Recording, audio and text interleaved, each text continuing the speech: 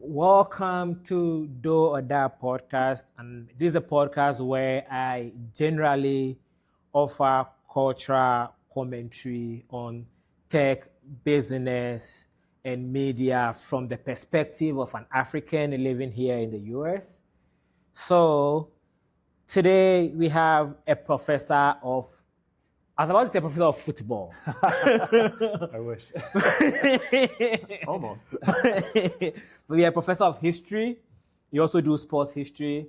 And here at the University of Arkansas, you are the associate chair of the Department of History and also the director of graduate studies. Yep. Yeah. Yes. So you tend to work with a lot of graduate students. Yep. Do you also teach undergraduates? Yeah. Typically, I teach history of sub-Saharan Africa in the fall every year, and then typically a graduate class in the spring. So I don't teach as much as I used to now that I have the administrative responsibilities. But yeah, I enjoy teaching both undergraduates and graduates. Both have their strengths and challenges. So yes. You say you teach history of sub-Saharan Africa. Where are you from originally? Not sub-Saharan Africa. New York originally, and sort of found my way to Arkansas eventually. How does somebody from New York end up being interested in the history of sub-Saharan Africa? Okay, good question. I was always interested in history from a very early age, and eventually majored in history as an undergraduate student. Was really interested in European history primarily. As a master's student, I started working with a professor who worked on Spain and Portugal, but he also worked on the Portuguese Empire. And so I got increasingly interested in the Portuguese Empire, and then went to visit my sister, who was in the Peace Corps at the time in Guinea-Bissau in West Africa, former Portuguese colony. Yeah. And as I was completing my master's, I was had to make a decision between whether I wanted to study imperialism and colonialism from the Europeans' perspective, or understand the ways that Africans navigated and experienced colonialism. And I was much more interested in African experiences than I was concerned about how Europeans implemented colonialism. And so I went for my PhD program, I studied African history and have no regrets. Wow. So you mentioned that you studied Portuguese, which is interesting because Ghana was never really a Portuguese colony, but Portuguese were the first Europeans to make contact with Ghana. Yeah. So Elmina was originally a Portuguese outpost, and then later a fort or castle, however we want to refer to Elmina at this point. Yeah, so Portuguese were the first to sort of make contact along. Was that why you went to Ghana? Nope. At the institution I was teaching at before, they had a study abroad program in Ghana. And so they didn't have one, actually. I shouldn't say that. We started one. And then I started going to Ghana repeatedly. One of my professors, when I was a PhD student, worked on Ghana. And so she had exposed us to a lot of Ghanaian history, and I was very interested in the opportunity to travel there and really see everything and interact with Ghanaians. Really sort of deepened my interest in Ghana, even though it's not a former Portuguese colony. Yeah. So you taught African studies at the University of Ghana? Yes. Right, I know, right? What was your experience being a white person teaching African studies at an African university? Yes. I was very aware of who I was and my sort of positionality and all this. But let me take a step back. I recall being, thankfully I had already been a professor by the time I started teaching at the University of Ghana. I was very intimidated the first few times I taught, and I would have Africans in my classroom, undergraduate students, because of course I'm the imposter, they're the authority. But then over time you realize that, and certainly this is the case in Ghana, and I've taught in Tanzania and Angola as well, so some other places too. Ghanaians, Tanzanians, Angolans, whatever, are extremely knowledgeable about their own history, their own country's history, and to a certain extent regional history. But the minute they sort of move past that, their knowledge of Africa more broadly is very, very shallow. And so I realized I was mostly teaching graduate students at the University of Ghana, and I appreciated their knowledge of Ghana and learned a lot from them, both past and present, but also realized that I had a lot to offer them because my area of expertise on the continent would be Southern Africa. Yeah. And so, that was an area which they were very unfamiliar with. I mean, sort of vaguely understood apartheid and all these sorts of things. But we had a really nice dynamic, I think. And so we learned from each other. Yeah. So I'm curious. So you said it was the case in Tanzania and Angola? Yep.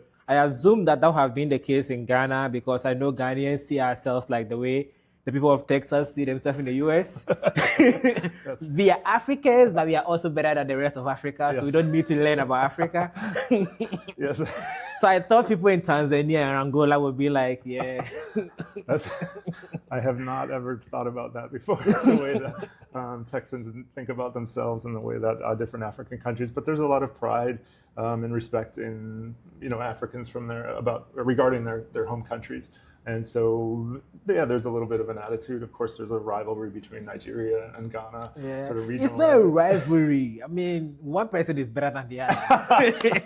It's already been settled. It's like when Arsenal is playing against Better be somebody bad. Maybe Wigan Athletic. Okay. Then we know who's better. We know who's better, right? It's not a rivalry, it's just yes. But the debate about jollof, who makes better jollof rice, and we know that the Ghanaians have better jollof rice. Of course, you're not saying that because you're sitting here with me, are you? No, that's true. Yeah. Have you ever visited Nigeria? I have not. I think you should. It's a beautiful place. I actually like making fun of Nigeria, but I actually like the place. I've been there before. Okay. When I was in Lagos, I was there for one weekend. I went on a Wednesday and I came back on a Sunday. Okay. The whole time I probably slept like maybe 4 hours. Oh, wow. So you saw a lot. Yeah. I've been to about half of African countries. Wow. So I've traveled a fair amount. But Which is your favorite African country you've been to? Ghana. Yeah. Okay, let's pretend you've not been to Ghana. Okay. Which outside of Ghana? Probably Mozambique. I really enjoyed Mozambique. I like the vibe. I like the cuisine. I like the setting. I've enjoyed my interactions with Mozambicans. That would probably be second. Was that why you wrote a book about a Mozambican legend? Yeah. I started out, my first couple of books were on diamond mining in Africa. My sort of dissertation was about diamond mining in Angola. I lived there for a couple of years with my wife. And then I started moving away from that. And my third book, I guess, would have been on football players from the Portugal's empire. And most of the great ones were from Mozambique. Okay. And so ended up doing a fair amount of research in Mozambique, interviewing former players, former coaches, fans. And so spent a fair amount of time there. But I mean, in a way, I probably could or should have gone to Angola, Cape Verde, Guinea-Bissau. But I mean, the Mozambican players were disproportionately more important. Yeah. And so if you look at the '66 World Cup team with Eusébio and Coluna, so they have 4 African starters, all 4 from Mozambique. Oh, wow. So they really dominated the football landscape, at least in Lusophone Africa, for some time. Yeah. So I didn't know that there were African players playing in the '66 World Cup for Portugal. Was that the case with other countries around the time, around the 1960s, 50s, thereabout? Yeah. Sorry, what was the question? Like, was there other African nationals playing for other European countries around that World Cup? Yes. So the only other European country that regularly sort of utilized African talent was France. And France actually started doing it well before Portugal. Okay.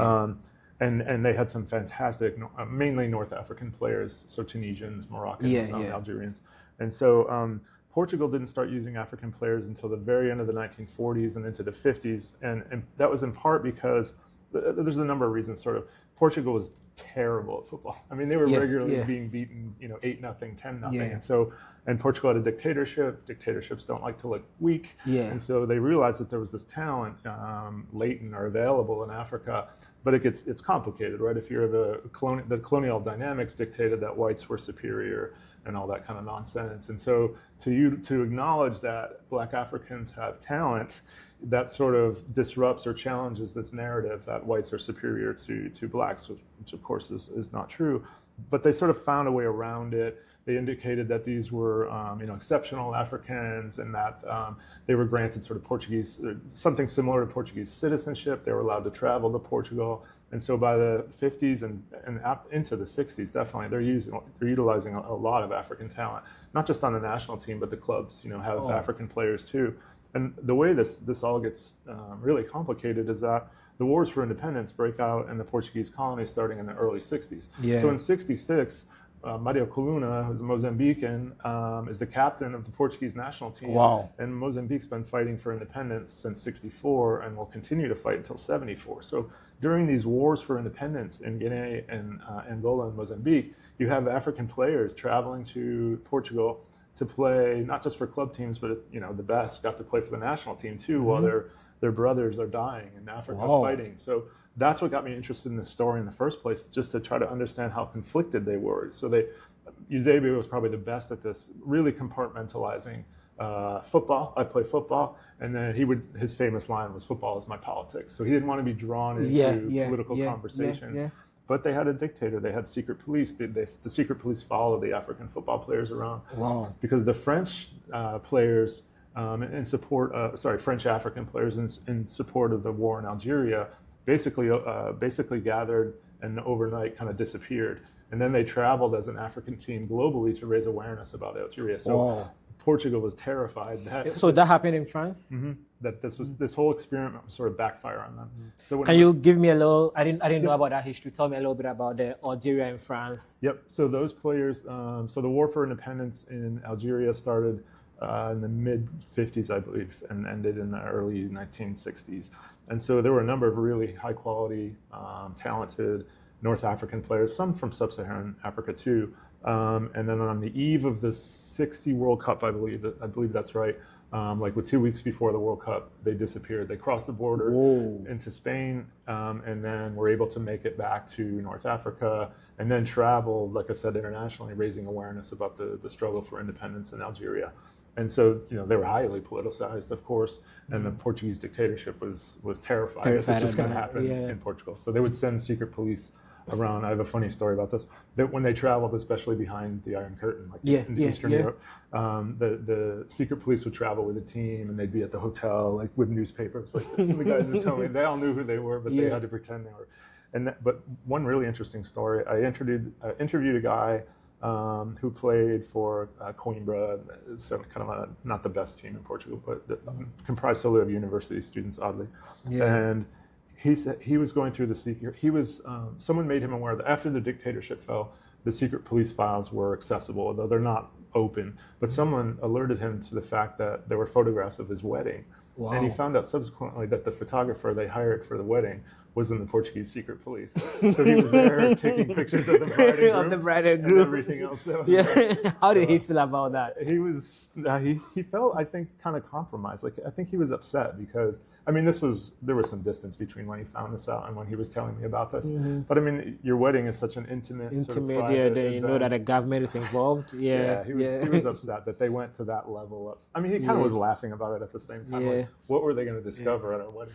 So it means that African sportsmen were very prominent in the independence struggle. Mm-hmm. Yeah, absolutely. Yeah, and certainly in the immediate post-independence period, you see this in Ghana. And Nkrumah really latched onto sports as a way to unify these nations because, as you know, these are artificial political creations, right? Mm-hmm. I mean, in Ghana, there's several different ethnicities. If you go to northern Ghana versus southern, Ghana is actually relatively cohesive. In terms of these sort of feelings of I think it's because the people who won independence for Ghana were from different tribes. Mm-hmm. And the major tribe in Ghana wasn't particularly engaged in the independence struggle. Some people would say that they were anti-independent. Mm-hmm. So because they were not pro-independent, at independence, they didn't have enough political power to have control over the country. Right. So I think because they were not a big tribe controlling the country at independence, it created room for anybody from anywhere to be able to be part of Ghana. And I think that is an advantage we had over other countries, because a lot of African countries still struggle with tribalism till date. Yeah. In Ghana, tribalism is mostly only pronounced in marriage. Even with that, I think religion tends to play a role more than tribe in marriages in Ghana. I agree. Ghana's a pretty unified country. I mean, but a lot of the first leaders and crewmen, all the others around the continent, use sports as a way to unify these populations because, I mean, a lot of their identity had been imposed upon them. So, for example, Angola, right? Yeah. It didn't mean anything to most people, but Portuguese are sitting there saying, no, you're Angolan. Like, I don't really feel Angolan. I feel I'm a Vumbundu or I'm Shoko or whatever. Yeah, that's it. Yeah. But come independence, we're like, okay, guys, we got to all get along. Yeah, so here, let's create sports teams and sports stadiums, and like everybody's going to root for the Angolan soccer team or basketball team or whatever. So they use sports as a kind of a political tool to unify. Yeah, that's interesting. That outside of France and Portugal, which we've talked about, let's move to, since we are talking sports, the US. Okay. The US didn't have a professional soccer league in 1994. Correct. But the US hosted the 1994 World Cup. Yeah. What informed that decision? That's a good question. I think in many ways FIFA looked at the United States the way that, I don't know how well this analogy is going to hold up, but the way that US corporations look at China, right? It's it's the next place they need to be, right? The market is huge. It's fertile ground. I think that's a good analogy because I've never used it before, but it's a good analogy because when I think about the 1994 World Cup still hold record as the highest most attended World Cup. Yeah. So it means that it makes sense that you look at America as the cash crop. Yeah, exactly. Exactly. So we had the infrastructure, right? We had all these huge stadiums for American football, hotels, transportation, like everything was in place. It was just a matter of how people were going to respond to soccer. And I think I went to a number of matches in '94, and then I think. Wow, which ones did you go to? I went to South Korea, Bolivia. I remember that, a 0-0 draw, very boring. Even though just because you don't score in soccer doesn't mean it's not a good match. That one was not a good match. That's during the night. Was it the 2022 World Cup? I was in the US. I was watching it, and then Americans would ask me, "They are not scoring, so why are you watching it?" I'm like, "No." Still exciting. Yeah. I recall going to the quarterfinal, which was Spain versus Italy, and I went to one more match, but I don't remember. I'll think of it. Anyway, all in Boston because I was living in New England at the time. Okay, yeah. And it was a mixture of people who were soccer followers like myself and a lot of my friends. Some of my friends I played high school soccer with were there. We went together. But there were also people who I think it was a novelty, just something to check out. Like, oh, this is cool. Yeah, I know it's Americans love novelty. And Americans, given that it's a reasonably wealthy country or very wealthy, depending on how you want to measure. I mean, had disposable income to go check out a match or two. Yeah. And the stadium's filled, like you said, and it was very popular on television too. Yeah. Let me ask you this. Americans tend to spend a bit more money on entertainment and sports than other people in the world. Yeah, because I was watching an interview recently, and then this American journalist was asking an Afrobeat artist why artists from other countries, not just Afrobeat artists from the UK, from other places, want to be in American market. And he didn't have a good answer because he's an entertainer, not a business person or a professor, right? Sure. But what do you think is the reason why America seems to spend so much on entertainment and sports? That's a good question. I think, I don't want to get too deep into the demands of capitalism and things like that, but I think Americans generally are reasonably productive at their jobs. I mean, the work ethic, I think, is pretty strong. That's true. They're used to working more than 40 hours, and I think, and they're compensated well, vis-a-vis the rest of the world for that. And so they're always looking for sort of outlets for recreation, for entertainment, right? To divorce themselves from, the workspace or the workload. And so they're willing to spend more on sporting events. So like you said, entertainment costs more here. If I want to go to a match, like the Kansas City Chiefs football game versus going to even a Hearts of Oak game in Ghana. The discrepancy is... That's that's a team from my region. So the discrepancy is massive, right? So it's a market you want to be in. You can, as an entertainer, you definitely want to break into the American market. There's just more money circulating. And the stadiums, was it, one of the shocking thing about America is how huge even college sports stadiums are. Yeah, that's no one can. If most foreigners can't comprehend why there'd be an 80,000 person stadium on a college campus or 100,000. I think the University of Arkansas campus is probably bigger than Wembley. Yeah, for sure. Yeah, it's crazy. Yeah, it's baffling. And I remember we were living in Portugal during 2004, the Euro Cup. And like some of those stadiums are small, like high 20s, low 30,000. And then of course, once the tournament was over, you have these club teams that are selling, 3,000, 5,000 seats, in a 30,000 person stadium. The optics are terrible. Like it's just not that. Germany has a really high level of attendance at football matches, but certain countries, even if they're really good, like Portugal is very good football, going to the stadium is not as important as it is in other places. Yeah. So so you mentioned that FIFA probably saw America as a place to go. What made American leaders agree to host the World Cup? That's a good question. I'd have to think back. So Clinton is president. Well, when the decision was made, probably Bush or Reagan were president. I think maybe they thought of it to a certain extent as a novelty as well. Like, why not? Maybe we can introduce a new sport to the market, or this is going to be entertaining for Americans. And there's always a sense of pride if you land the World Cup, even if it turns out later on that there was bribery or corruption involved. At least in the moment when when you're awarded. Was there corruption involved in '94? I don't think so. I don't think so, but I wouldn't. Because Americans don't do corruption in a way that is noticeable. We're not as good at it.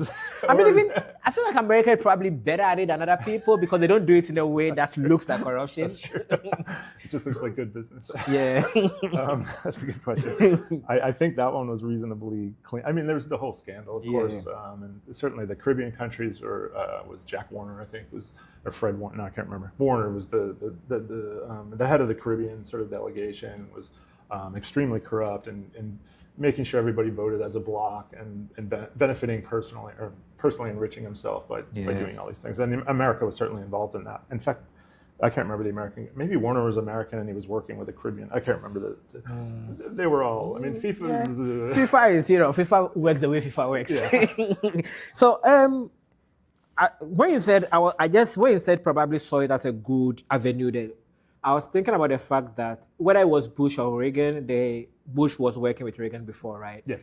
And in 1982, which is the last time Ghana won the African Cup, it was played in Libya. Okay. And at that time, U.S. already had a problem with Gaddafi. Yeah. So U.S. asked all African countries to boycott the African Cup. But Ghana did not, because of the fact that we were having a hard economic time at the time. And the president's not going to be the president to tell us that you guys are struggling economically. There was a famine in Ghana in 1981. Okay. And we're having a hard, because I think it was a result of the rain drought and stuff. Yep. Yeah. You're having a hard time in your country and you're not going to go to African Cup because the president of US said we shouldn't go. That wasn't going to happen. No. So imagine if the Reagan administration saw that countries, for the first time, maybe were willing to defy the US because soccer is involved. I wonder if that played a role. That's interesting. So just to take a step back a couple of years, in 1980, the US lobbied hard to try to get African countries to boycott the Moscow Olympics in protest over Russia invading Soviet Union, invading Afghanistan. They had some success, but not really much. Their closest allies, they were able to convince not to go to Moscow, but Moscow offered to pay, Soviet Union offered to pay African delegations transportation, accommodations, everything. And there was sort of an embarrassing moment when Jimmy Carter, who was president still, when they started this campaign to lobby African nations not to go to Moscow, had Muhammad Ali rerouted back. He was in India and he was coming back to the U.S., but asked him to stop in a series of African countries to try to persuade the African leaders not to. Yeah, because he was popular over there. And Ali was extremely popular in Ghana. In fact, I think almost in every African country, Muhammad Ali is probably maybe one of the most popular Americans of all time. Yeah. So he, I know he had some interaction with the Black Bombers, boxing team in Ghana. Yeah. And in any event, he was very unconvincing. And in fact, they kept citing, like, let's not worry about Afghanistan. What's going on in South Africa, right? You have white South Africans, you have the apartheid regime. And you say, here's the message I want you to take back to Washington. Let's put pressure on South Africa. Enough of this Afghanistan nonsense. And so Ali, during the trip and immediately afterwards, he files a report, and he's been turned in a way. The problem is not Moscow. Problem is we need to bond with our brothers in South Africa and end apartheid. And so the U.S. had dabbled in that and kind of was never successful. So in '82, so the U.S. said, you know what? Let's take a pay for Moscow. Exactly. So it's not surprising that in '82 they weren't particularly convincing either. So what did hosting a World Cup in '94 do for the U.S.? A lot. I mean, I think the other aspect of this is that we didn't talk about was at the youth level, soccer was incredibly popular in the United States. And really? Ask any kid my age, and at halftime we had cut up oranges. I mean, that was happening everywhere. But then it kind of like as kids got old, it was sort of considered a relatively safe thing to do with your kids when they were little. But then as they aged, then they went into other sports and if that is the case, then why did it never really blow up? If kids were already into it, I think there were too many already entrenched sports in the United States that kids would play soccer when they were young, and that was kind of seen as fun and innocent and like harmless. And then you're going to play football or American football or basketball or these other things. And so I think it was really hard to break into the high schools. Like high schools were like, what do we need a soccer team for? We already have a whole series of sports that we have. And I think it took time. One of the biggest things, the '94 World Cup's really important. The other big thing for me, and this doesn't get talked about enough, I don't think, is the injuries that American football players incur. And so then when kids are playing making choices between soccer and American football, soccer all of a sudden looks like the better choice for parents. Like they feel more secure, or they feel that their kids are in a safer environment playing soccer. And so soccer really benefited from the problems that American football were having. And go ahead. Let me ask you this. So do you think that parents are going to be more increasingly allowing their kids to play soccer as they get older, to high school and stuff like that? Yeah, so you've started to see now this explode. So all high schools have soccer teams now. That's pretty standard.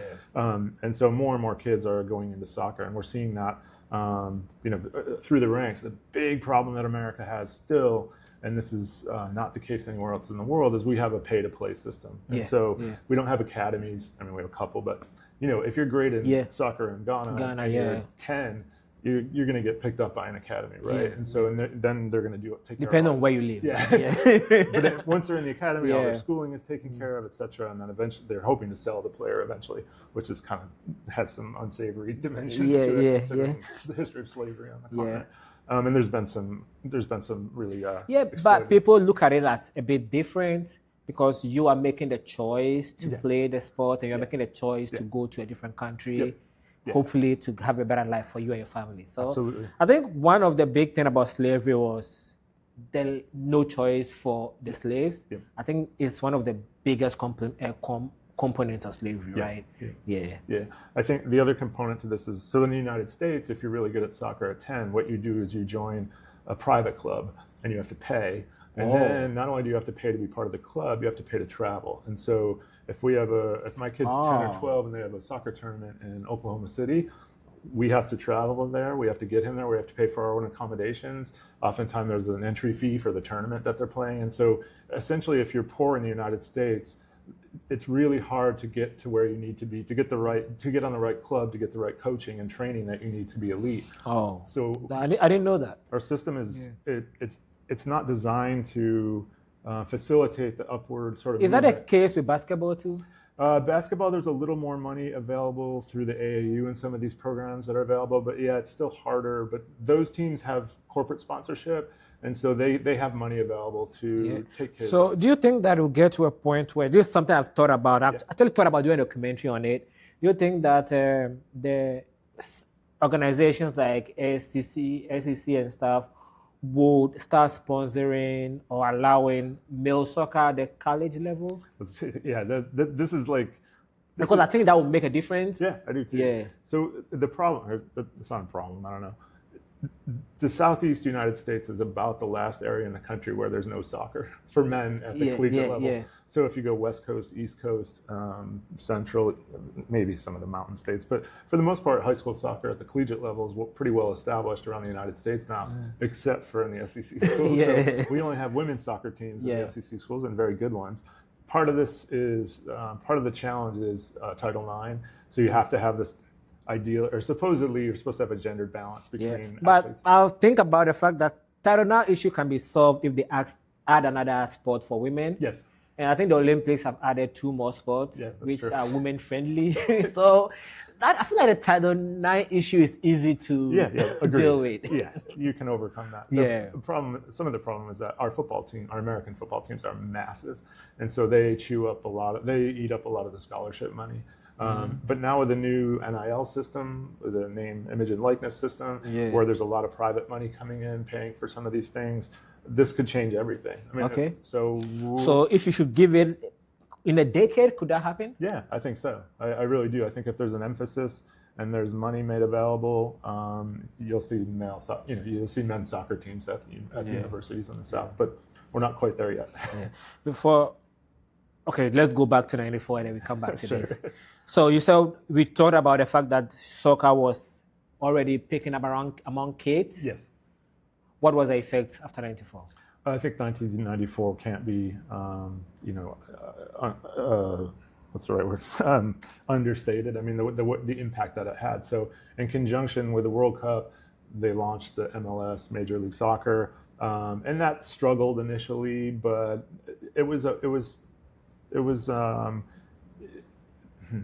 they were able to sort of last long enough until soccer really started to catch on. So there was definitely some financial difficulties initially. They couldn't figure out the right stadiums to play in. So I remember in New England, they would play at the Patriots Stadium, and they would shut down the whole upper level. So they basically cut the attendance in half. They wanted to make it seem small, and everybody was excited. And then they started moving into smaller stadiums. They would build small stadiums in the suburbs, and soccer was a very sort of suburban. Suburban, exactly, white suburban sport. And so, you know what's funny? Soccer is in America what basketball is in Ghana.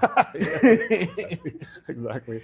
So they had some challenges. They made some mistakes, but they did enough to hang around long enough until it started to finally really catch on. And now we have a viable MLS league that's expanding, and we have a couple now lower leagues. Sort of like Premier League, Championship, etc. Not that I'm drawing an analogy. I get it. I mean, so that we could talk about the Club World Cup. I mean, are you following it? Am I for it? Are you following the Club World Cup? I mean, it's about to start next a week or two, right? Yeah. No, for 2 reasons. Not for 3 reasons. One, Arsenal's not in it.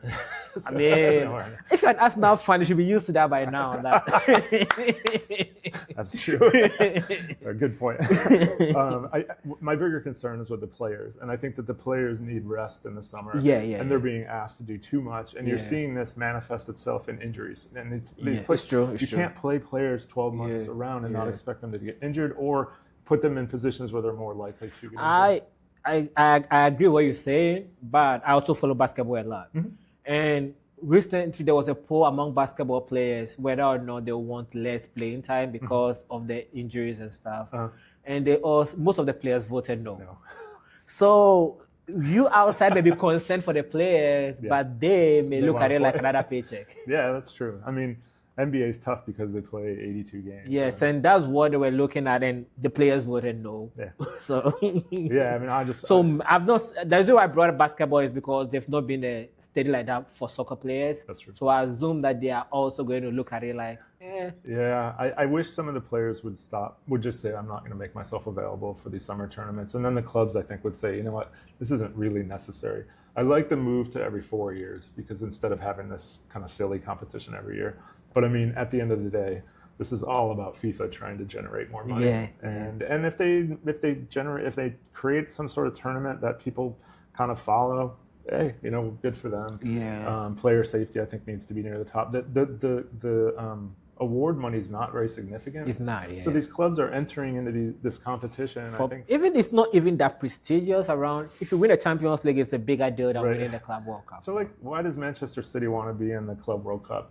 I don't know. And maybe they'll do it this time, and they won't.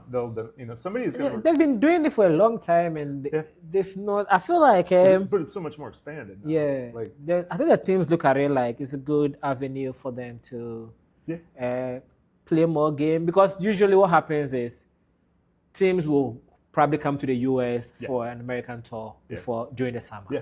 So they look at it like a form of a tour for them. Yeah, and you wonder how that will affect teams who are going to do tours, because the American market can only take so much European soccer in the summer. Like, so if Man City's playing whatever Juventus in Philadelphia, and Arsenal comes in next weekend and is playing Wigan.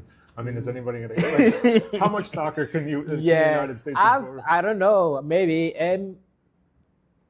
Americans seems to, the more of something they have, the more of something they seem to want. So I don't know. Yeah. It could be a positive thing for the media attention specifically probably will make people want to go see us now. That's true. I think the other thing that's made soccer even more accessible is the fact that we can watch, if you want to watch all the Serie A games, you can. You just have to subscribe to the right. Yeah. But like in England and Ireland, there are certain Arsenal games that aren't on television. They cannot watch them, but I can. Sitting here, that's true. Yeah. Which is to me, it's crazy. But it's the same with basketball games. I can watch Mavericks game. I'm a Mavericks fan. I can watch Mavericks game because I live close to the stadium. Right. Yeah, close. So we need to talk about the dancer trade. Yeah. So when the MLS started, how long did it take the MLS before they were able to make something? I think that league was kind of floundering for a while. I think bringing Beckham in helped a lot because he was an internationally recognizable figure. And so, all of a sudden, if the Galaxy's playing in Columbus, Ohio, nobody probably would have cared the year before Beckham got there, or very few. Yeah. But then to see, just the same way as Messi now. Yeah. But I think the Beckham move was really smart. And he was the right person because his wife was American. It was just pasta in America. Yeah. And I think Beckham was the right person for it too. He wanted to build his brand. He wanted a more global brand, and he needed to get to the United States. Again, huge market. And so it worked for him. He could have made more money by staying in Europe, but he wanted to come here and make himself bigger than just a really good football player. Yeah. And so, it was at the end of his career. He wasn't as great as he had been, but it was the right thing to do. And I think that really helped give that league some legitimacy. It's still weird, right? You can only have like one, whatever they're called, one or two big time players from, the rules are bizarre. Like, can you imagine if Arsenal had that? Like, you can only have one or two really good players, and everybody else has to be like, because I think that which is something I've noticed with American sports in particular, making sure everything are close enough to each other is something that is very important to American sports. I don't know why that is. So parity in the U.S. is very important, right? So we try to create parity by, for example, in the NFL, the worst team gets the best draft pick, right? Yeah. And also the worst team has the easiest schedule the next year. Mm-hmm. So like there are measures in place to make most American sports league as fair as possible. Whereas like in Europe, big football clubs have seemingly endless amounts of money. Yeah. So I don't know why there's that notion of fairness in America on the sporting landscape, because in most of the rest of America is very inequitable. They have some of the wealthiest people in the world and abject poverty in the United States. And so there's a discrepancy between rich and poor in the United States that's very problematic. But in sports, we somehow seem offended by that. We want to make things as fair as possible. Which is one of the... It's probably the least American thing about American sports. It's true.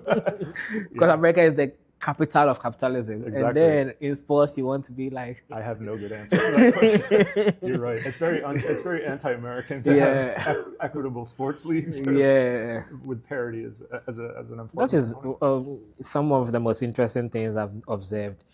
But I think it probably works well for ticketing. Yes. Yeah. Yeah, it keeps more people interested in the leagues for longer. You've seen, unfortunately, over time, the expansion of the playoffs. Like, there's no playoff in the Premier League or in any of the major European leagues. But now we have, the NFL has 32 teams, for example, and I think 14 of them are in the playoffs. So what that means is that in more cities around the country, the games still matter, as opposed to midway through the season. It's already and baseball has that problem a little bit. They've expanded the playoffs a little bit just to keep more cities, more fans, more interested for longer.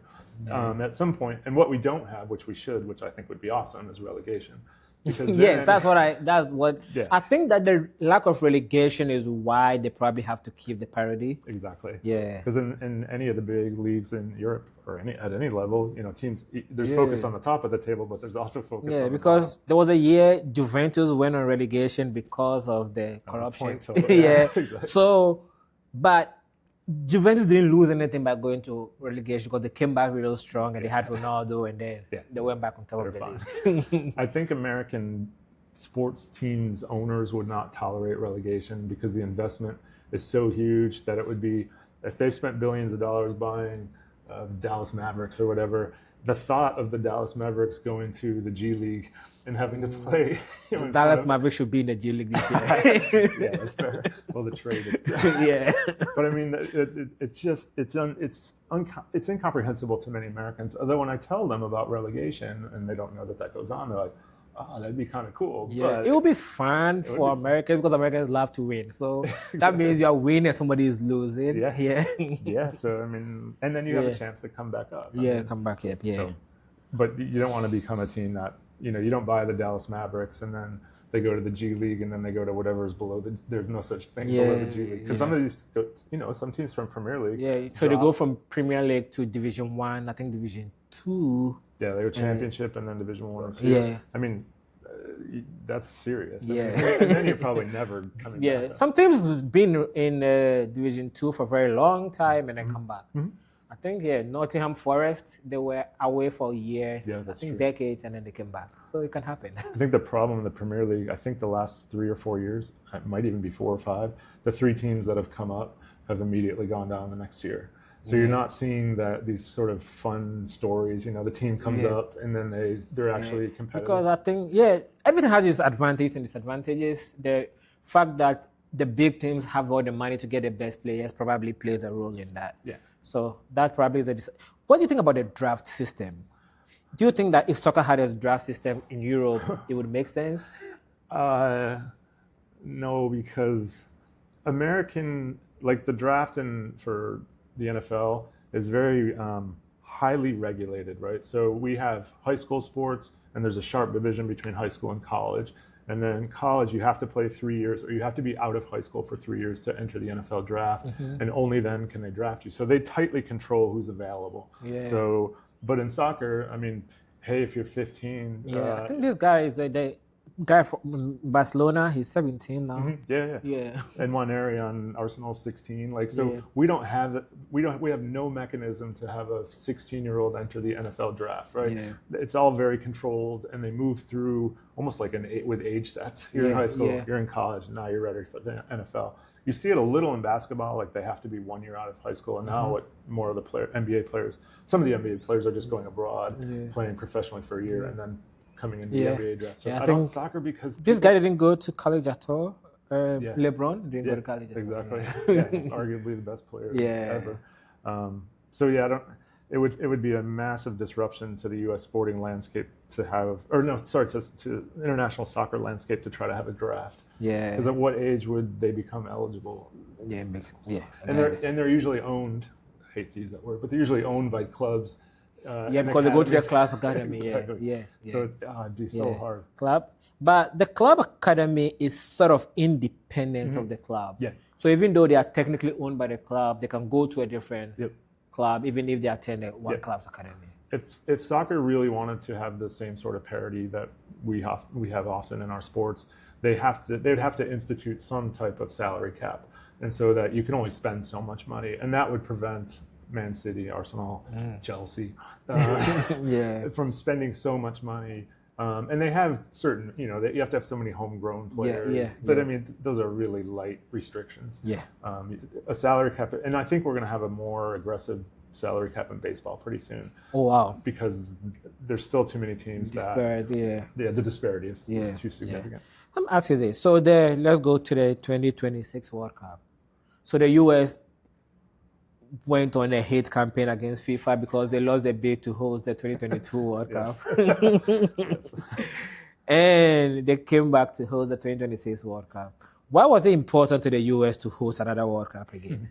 That's a good question. I think that I think now there's an acknowledgement in America that soccer is a viable sport, and we want to be part of a bigger sort of global sporting conversation regarding soccer. Obviously, there's a huge discrepancy between the best American clubs and the best clubs internationally.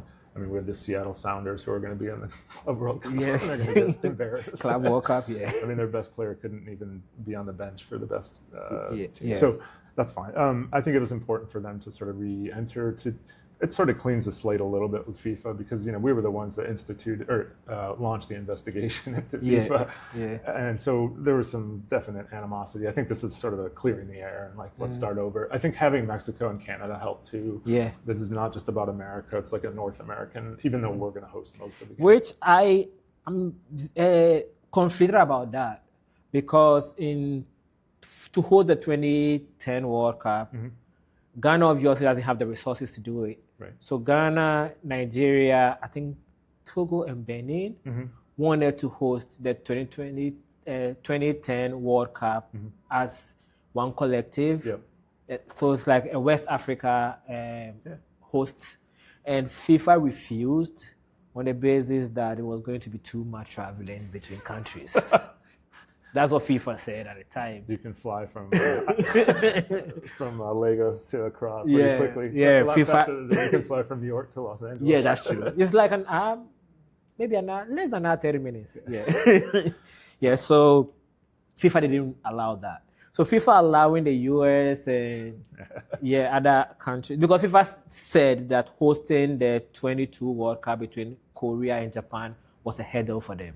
Was a hassle for them. So they weren't going to repeat that. That's a good But point. they're going to repeat that for US, Canada, and Mexico. So even though, it's good that they are doing it in more than one country, especially because of the size of the World Cup, the conflict of FIFA not allowing it in my country is something that I don't think. I think FIFA and Sepp Blatter was very popular in Africa because he really wanted to bring the game to Africa. Not bring the game; it was already there, but bring Africa to the World Cup. And I think that even before that, he was quite popular. I think that what was I going to say about this? I think that eventually Blatter would have, had he not been horribly corrupt and been removed from his position. He probably was always corrupt, but, I think he would have lobbied eventually for there to be some sort of regional competition in Africa. I think given the way that he approached Africa vis-a-vis some of the other, Avalanche even. But think back in 66, the African countries that were independent boycotted the World Cup because there was no automatic qualifier for Africa. And once they did that, then that got FIFA's attention. And then all of a sudden in 1970, there were multiple spots reserved for African countries. And that was in Mexico. Yes. So Mexico was the first World Cup that African countries had multiple representation. Yeah. So FIFA hasn't always exactly been, Africa's friend. Interestingly, the World Cup have always had this political notion or political angle to it. Almost every World Cup has had something political included to it. So the 2026 World Cup is also going to have a bit more politics, some of which is already playing out with the USMCA negotiation, the tariffs, and the administration's stance on immigration. Yes. How are those going to factor into the 2026 World Cup? That was a really good question. I don't know. I think that I think there could be a reduction in attendance from peoples from abroad, unwilling to travel to the United States, concerns about not being able to return to their countries or not being let in or whatever it might be, or naturalized U.S. citizens telling relatives, don't come here right now, it's not a great time. I don't know. It may not matter. There may be enough Americans who are willing to go to the matches, and you won't see an impact on attendance. But we're already suffering from reduced levels of tourism because of the uncertainty, because of the sort of aggressive stance the administration's taken towards certain populations. And so, there's no reason that wouldn't also happen with the World Cup. But I don't know how dependent. I think Americans can fill the stadiums without. For sure. I think in relation to attendance, Americans probably can fill the stadium without foreign participation. Yeah. But in relation to the sort of excitement around, so maybe going back to 94, when Jamaica was playing, it wasn't just people from Jamaica who were there. Other Caribbeans were there to support when Nigeria was playing, because I believe that one of Nigeria's claim to fame in the world, on the world map, was their performance at the 1994 World Cup. And a lot of it comes from how the fans were celebrating in the stadium, right? Yeah. Because there were Nigerians who turned the stadium to like back home, right? And Nigerians are loud everywhere. So those sort of excitement where people know how to cheer. Not Americans looking around trying to figure out what to do. Yeah, because I think that creates a certain atmosphere for the World Cup, right? When you think about the 2010 World Cup, you think about the vuvuzela and the noise. It's all part of the fun, right? I agree. And even though Americans can fill the stadium, I don't know if Americans can generate excitement. I absolutely agree with you. I went to, I was fortunate to go to the 1996 semifinal between Mexico and Nigeria in the Olympic Games. And I wrote a piece about this and published it. The Olympics were in Atlanta, but that game was played in Birmingham, which is 2.5 hours away.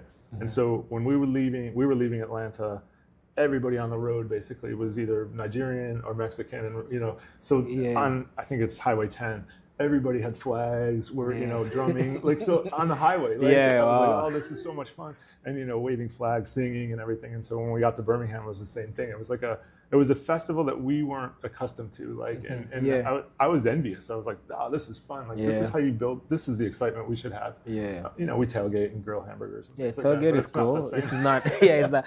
I mean, I like tailgating, but it's not. It's not the same. It's not the same as the soccer inside, because if I'm a Ghanaian who lives in the US and I go to a Ghanaian game, I would have some energy, but the energy somebody coming in from Ghana would bring would energize me even more. You want to have a whistle. Drum, I probably won't have I've forgotten what we call it. Right? There's this bell we play. You want to create noise, and you're going to do it for 2 hours, right? You're not going to sit down. No, you're not going to be quiet. You won't be quiet. You're going to do that for the entire. I mean, during the halftime, some people would take a break, but like the minute the match starts up again. So because I remember it's one of the things that's fun about soccer. I remember when Ghana qualified for the 26th World Cup our first time. Egypt players Egypt's one of the best teams in Africa in soccer. But we won 3-0 against Egypt, and they said the fans' noise made it hard for them to focus because they were scared that they were going to be attacked. But they were not going to be attacked. Right. Just that. The energy was it's a different energy, different atmosphere. So, those are the things that I think is going to be missing from the 2026 World Cup. What I hope is that, I have lots of hopes, but what I hope is that the stuff that's going on right now kind of settles down, and so there's more certainty and less uncertainty. And so I don't know if that will play any role, because I know the president of the US is very close to the president of FIFA, and also his son likes soccer a lot. So I don't know if that will play any role in how he approaches the World Cup. It is hard to predict how our president is going to respond for different situations. I have no idea. It could be a factor, or he could be busy with other things. And he's interested in a lot of things, but he gets distracted relatively easily and moves to the next thing. So who knows? But I feel like one thing he doesn't really get distracted with is what has to do with his family. And because he's his son, I don't know whether he's.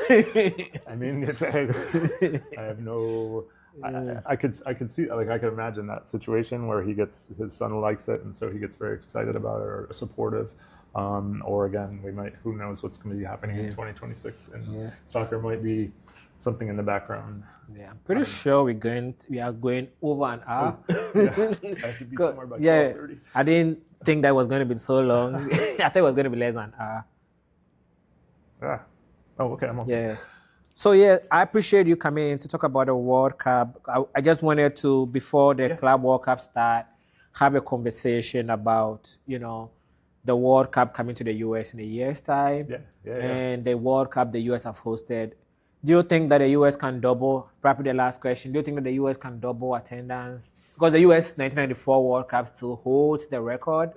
And I believe that the 1994 World Cup was why the World Cup went from 24 countries to 32.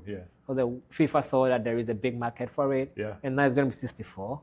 Yeah. Can Americans tolerate soccer for over a month, for 2 months, 64 different countries? That's a good question. I think there's a limit, and I think you may see the only. I haven't thought about that a lot. There were some cities that are certainly sizable enough to host matches that were excluded. So it's unclear why necessarily. I mean, of course, New York, of course, Los Angeles, but there were some cities in the United States, like Kansas City. Yeah. And it's not a large market. Yeah. And then other cities, I think Philadelphia or Chicago did not get. I have to go back and look, but I think if they spread it out to more cities, then they could handle more matches. Because each city would only have 2 or 3 matches in the group stage, and then it would move on. But I think the number of cities are relatively limited, so you're going to have more matches in these cities, and so I wonder how long. Yeah, so someone like Kansas, obviously Kansas doesn't look like an obvious choice for hosting a World Cup, but specifically with African immigrants love living in the South for some reason. I think I know why. I know why too. So living in there are a huge immigrant population of Africans specifically in the South. So Kansas City, people from Tennessee, people Atlanta has a huge population. The huge population. Yeah. So people like that probably can, depending on which matches are going to be played, could be a huge factor. And I know even there's some Asian population also live a lot in the South. So we'll see. I mean, the sheer number of games, excuse me, suggests that maybe they could double. And certainly in Mexico City, they can fit 100,000 people in Azteca Stadium, so that'll help. That's a legendary stadium.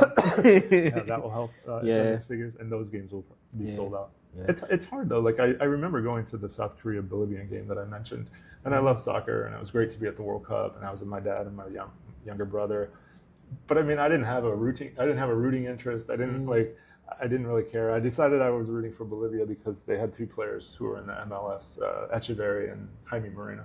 So I like two names I recognized, but it was hard to get really excited about that match. It was great to be there and experience it, but I wasn't like going crazy. I get what you mean. No energy really. Yeah. So we'll see. Yeah. But hopefully a lot of people who are going to the game just because to have a new experience get caught onto the fever, because I think I've noticed Americans are beginning to hear about soccer is hooliganism. Yes. And I don't know whether I should say this on this platform, that Americans tend to enjoy violence. Maybe hooliganism will. So hooliganism is something that Americans probably would get. Yes. And there's a very strong association with alcohol consumption at American sporting events in a way that's not the same. I mean, people drink before matches in Africa, and you can buy beer during the game at certain stadiums, but that's not necessarily a point of emphasis. Whereas in the United States, like we have a whole industry that 4 hours before a football game starts, people start drinking, and you can drink in the stadiums too, which is like in most European stadiums, you either can't drink or you can only drink in the Stadium Arena. Exactly. But that's going to be the case in the World Cup. That's true. But maybe that'll be a good thing, because soccer fans' energy and a drunk Americans' energy probably. That's a perfect recipe for disaster. Yeah, probably. So we'll see. Thank you for speaking to me. I appreciate you coming all the way to. Because you're not supposed to be on campus today. Oh, it's okay. I appreciate it. We had a beautiful view of the Ozark Mountains for this interview. And hopefully, I don't know I'll probably be moving to Texas in a bit. So maybe I would be able to afford the Dallas games. The ticket should be cheap. It should be cheap. But if I'm not, then I probably will want to go to Kansas. Which ones are you looking at going? Both, yeah. We'll see. So maybe we might run into each other at some stadium, and I'll teach you how to cheer. All right, thank you, sir. Thank you. Professor Todd Cleveland. I don't know whether I said your name at the beginning of the interview. Oh, it's okay. It was a pleasure to be here, and I really enjoyed the conversation, so thank you for having me. Thank you. I appreciate you. My pleasure. Cool. What do you think is the reason people from Africa love living in the South? Hold on.